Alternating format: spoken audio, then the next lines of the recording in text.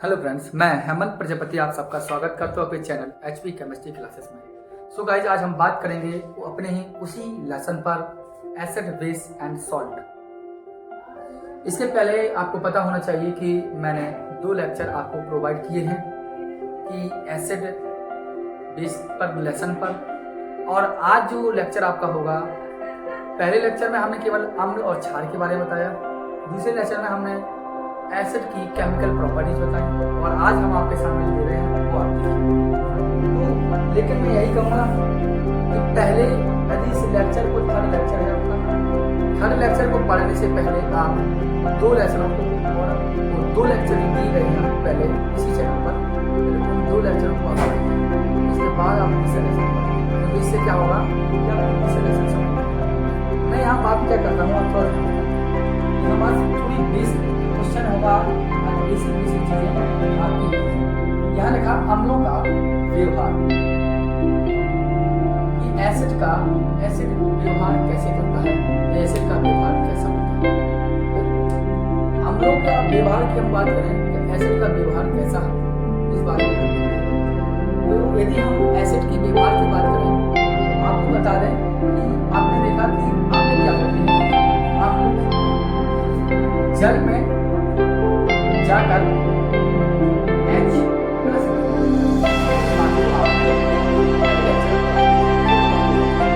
वही मैंने बात दोबारा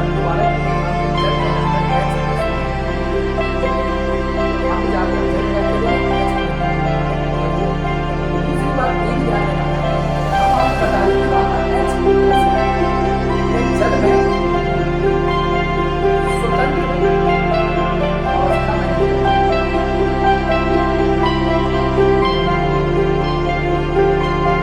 आप ध्यान रखेंगे कि अम्ल जो होता है कभी भी होगा जो जल में जाकर H प्लस तो देगा, लेकिन कभी भी फ्री स्टेज में नहीं होगा। उसका रीजन क्या है?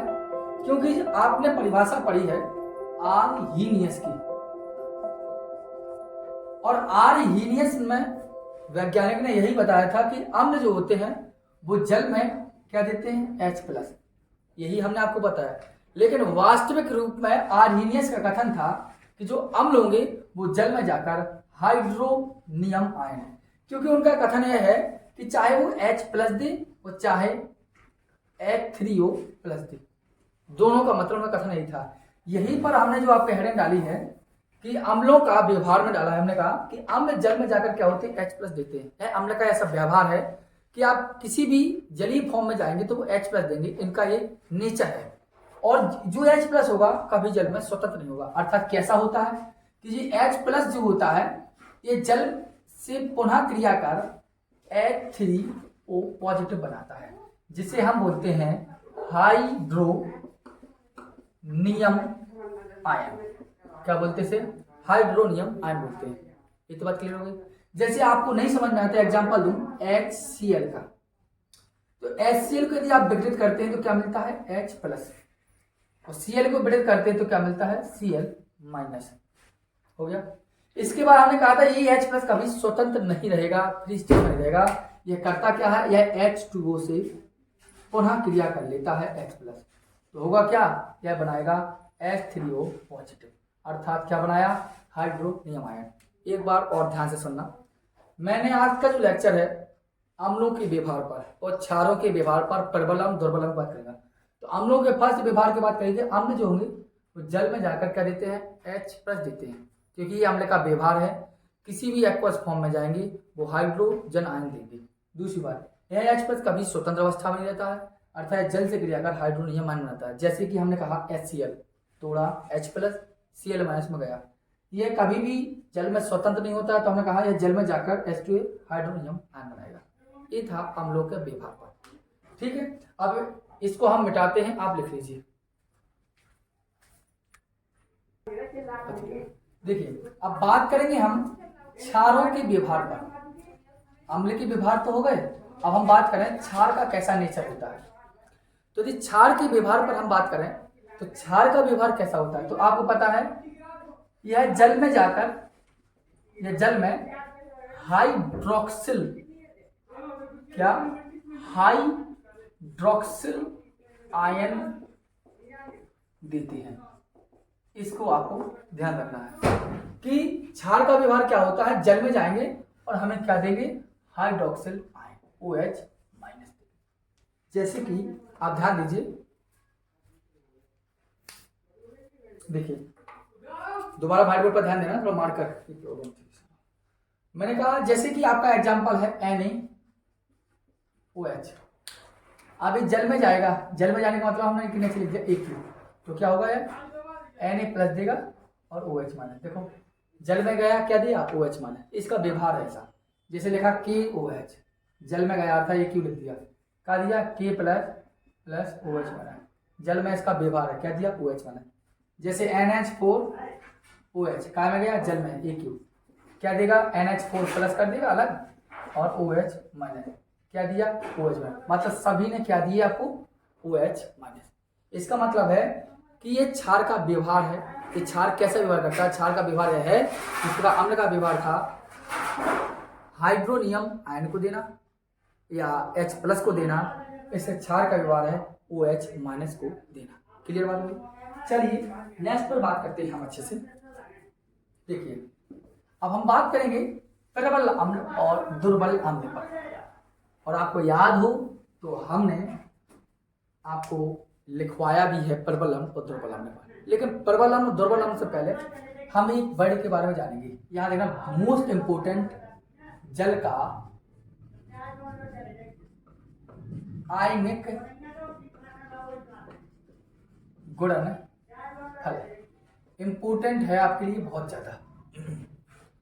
यहां देखिए उन्होंने क्या कहा, जल और क्या आयन और क्या गुणनफल, मतलब कहने का उनका है कि जो वाटर होगा उसमें जो आयन होंगे उनका गुणा करना है। जल के आयन क्या गुणा, जल का आयनिक गुणनफल कहलाता है। जल के आयनों का गुणा जल का आयनिक गुणनफल कहलाता है।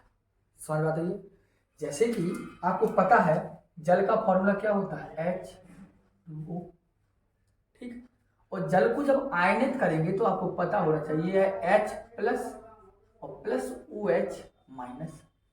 जो जल होता है वो आपके H प्लस और OH माइनस से मिलकर बना होता है, यही आपका जल कहलाते हैं। अब उन्होंने कहा जल का अर्थात जल की आयनों का गुणनफल, तो जल में आयन कौन कौन से हैं, हाइड्रोजन आयन और हाइड्रोक्सिल आयन, इन्हीं का क्या करना है गुणा।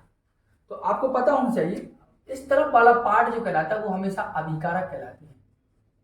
आपने फर्स्ट लेक्चर में मैंने आपको पढ़ाया है, इसी चैनल पर आपकी वीडियो डली है, और इस तरफ वाले जितने पार्ट होते हैं वे कहलाते हैं उत्पाद।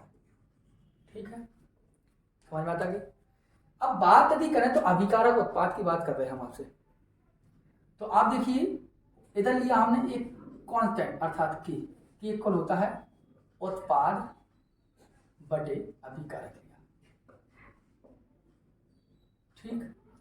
अब उत्पाद क्या है आपका, उत्पाद है H प्लस और OH माइनस, उत्पाद H प्लस और OH माइनस। तो उत्पाद को हमने एक बड़े कोष्ठक में रखा, H प्लस उत्पाद है रख दिया और OH माइनस है रख दिया। अब आप देख रहे हमने उनने कही थी गुणनफल किसका, आयनों का, तो आयनों का हमने देखो प्लस चिन्ह लगाया, यहाँ क्या लगाया गुणा लगाया, क्यों, क्योंकि गुणनफल चाहिए उनको। ऑबले अभिकारक क्या है H2 हो गया। तो आप जब JH2 हम इसके पास पहुंचा दें तो क्या हो गया KH2 लेंगे हम बड़े कोष्ठक में, जिसे हम बोलते हैं सक्रिय द्रव्यमान, इक्वल टू होगा H प्लस और होगा क्या OH माइनस, यही होगा नहीं होगा आपका, क्लियर है। अब H2 को आप इंग्लिश वर्ड में क्या बोलते हैं, वाटर। तो वाटर का हम W ले लेंगे, अर्थात यहाँ हो जाएगा KW बराबर H प्लस और हो जाएगा क्या OH माइनस। थोड़ा गौर से ध्यान देना, और यही कहलाता है जल का आयनिक गुणनफल। आपको बता दें जहां आपका KW है यह है जल का आयनिक गुणनफल है। देखिए दोबारा बात करता हूं मैं, दोबारा सुनना अच्छे से। फाइनली जल का आयनिक गुणनफल अर्थात जल में जो आयन है उनका गुणा, तो जल का सूत्र ही है, तोड़ा हमने तो H प्लस OH माइनस होता है, हर बच्चे को पता होगा ऐसा है, क्योंकि जल का निर्माण हाइड्रोजन आयन और हाइड्रोक्सिल आयन से मिलकर हुआ। देखो 2 H है, तो H2 और एक OH।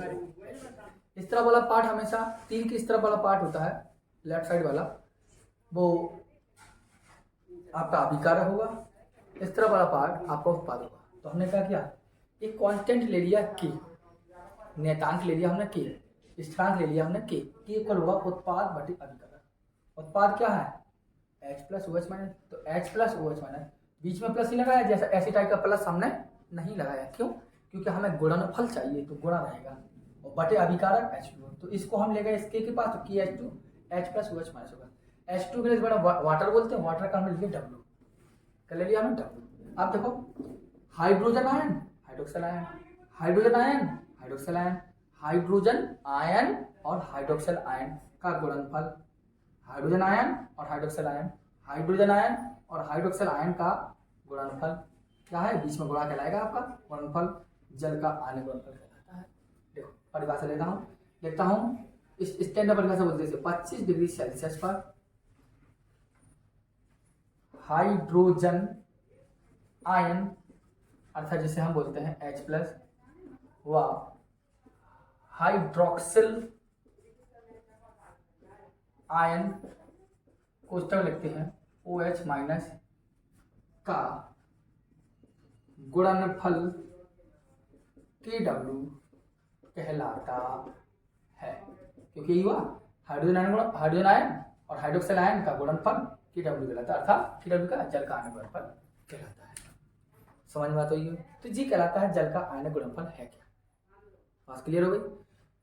तो जल में जो आयन होंगे उनका जो गुणनफल होता है वो जल का आयनिक गुणनफल। अब इसको लिखिए, मिटा रहा हूं।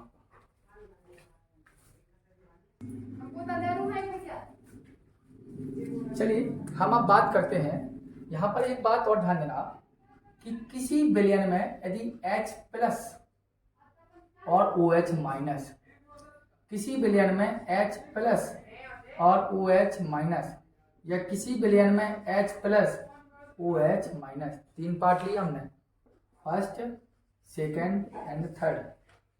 किसी विलयन में H प्लस यदि OH माइनस की यदि संख्या बराबर है, हाइड्रोजन आयन जो अम्ल को बताता है, हाइड्रोक्सिल आयन जो क्षार को बताता है, यदि अम्ल और क्षार की संख्या अर्थात H प्लस और OH माइनस की संख्या यदि बराबर है तो वह विलयन आपका उदासीन माना जाता है, न्यूट्रल होगा बिल्कुल, ठीक। यदि हाइड्रोजन आयन और हाइड्रोक्सिल आयन में यदि हाइड्रोजन आयन की संख्या अधिक है तो वह विलयन, क्योंकि H प्लस की संख्या ज्यादा है और H प्लस ज्यादा होता क्या विलयन होगा, अम्लीय होगा। कैसा होगा विलयन, अम्लीय, क्योंकि H प्लस किसको बताता है, अम्लीयता को, OH माइनस किसको बताता है, क्षारीयता को। जब H प्लस ज्यादा है तो नॉर्मल अम्लीय होगा विलयन। यदि किसी विलयन में OH ज्यादा हो तो विलयन क्या होगा, क्षारीय। इस चीज को आपको ध्यान में रख के चलना है, ठीक है। नोट कर लीजिए इन चीजों को अच्छे से, वीडियो को पॉज कर लीजिए, चाहे जो कुछ कीजिए और नोट अवश्य कीजिए इनको, ठीक है। मैं रखा रहा हूँ। अब आइए बात करते हैं अगले क्वेश्चन पर। यहां बात करनी थी हमें प्रबल अम्ल। प्रबल अम्ल का मतलब है स्ट्रॉन्ग एसिड, और यहां बात करेंगे हम दुर्बल अम्ल, जिसका मतलब होता है वीक एसिड। वीक एसिड और स्ट्रॉन्ग एसिड होते क्या हैं, तो आपको बता दूं, वे अम्ल जो जल में पूर्णतः आयनित होते हैं। ये लिखता इसलिए हूं जिससे आप नोटबुक कंप्लीट कर सकें अपनी, क्योंकि हमने आपको पहले भी कहा था कि सिलेबस आपका कंप्लीट होगा, ठीक है। तो वे अम्ल जो जल में पूर्णतः आयनित होते हैं क्या कहलाते हैं, वो प्रबल अम्ल। क्या होते हैं या फिर प्रबल अम्ल। जैसे कि आपकी 3 है, HCl लिया, HNO3 लिया, जैसे कि H2SO4 लिया। आपको पहले भी हम लिखे थे बट जब डेफिनेशन नहीं थी, ठीक है। और दुर्बल अम्ल क्या है, जो पूर्णतः आयनित ना हो, अपने हिसाब से लिख लेना, बस थोड़ा सा लिख लेना, जो पूर्णतः आयनित ना हो। अब ऐसे कौन कौन से अम्ल हैं, जैसे कि आपको पता होना चाहिए, जैसे कि टार्ट्रिकम, ठीक है, जैसे कि CH3COOH हम जिसे एसिटिक अम्ल बोलते हैं, जैसे कि HCOOH जिसे हम फॉर्मिक अम्ल बोलते हैं। इसका नाम लिखते हैं ना, फॉर्मिक अम्ल, एसिटिक अम्ल, फॉर्मिक अम्ल, एसिटिक अम्ल, फॉर्मिक अम्ल, एसिटिक अम्ल। ध्यान से लिख लेना, बार बार रिपीट कर रहा हूँ। जैसे कि एसिटिक हो गया, फॉर्मिक हो गया, टार्ट्रिक अम्ल, जैसे कि H2CO3 कार्बोनिक अम्ल, कार्बोनिक अम्ल, कार्बोनिक अम्ल, फॉर्मिक अम्ल, एसिटिक अम्ल, टार्ट्रिक अम्ल, ये सब के सब क्या है आपके दुर्बल अम्ल है। तो ये आपके थे प्रबल अम्ल, ये थे दुर्बल अम्ल, ठीक है। तो जी जो आज जो लेक्चर दिया आपको वो केवल इसलिए था कि अम्लों के व्यवहार बताया हमने, अम्लों के व्यवहार के साथ साथ हमने आपको क्षारों का व्यवहार बताया और जल का आयनिक गुणनफल क्या होता है उसके बारे में बात की, प्रबल अम्ल दुर्बल अम्ल क्या है इसके बारे में बात की, ठीक है। इसके बाद जो लेक्चर चौथा होगा आपके लिए, क्योंकि ये 3 लेक्चर हो गए, ये वहाँ पर हम पीएच मान पर हम बात करेंगे। और आपसे निवेदन यही है कि आप जब तक आपका अगला लेक्चर आएगा तब तक आप तीनों लेक्चरों को अच्छे से रिपीट कर दीजिए, अच्छे से मस्तिष्क में इतना आनंद आ जाए कि झक्कास हो जाए। इस बात को ध्यान दीजिए, क्योंकि जब झक्कास होगा तब आनंद भी बहुत अच्छा आएगा, क्योंकि नेक्स्ट लेक्चर के लिए आपको बहुत जरूरी है।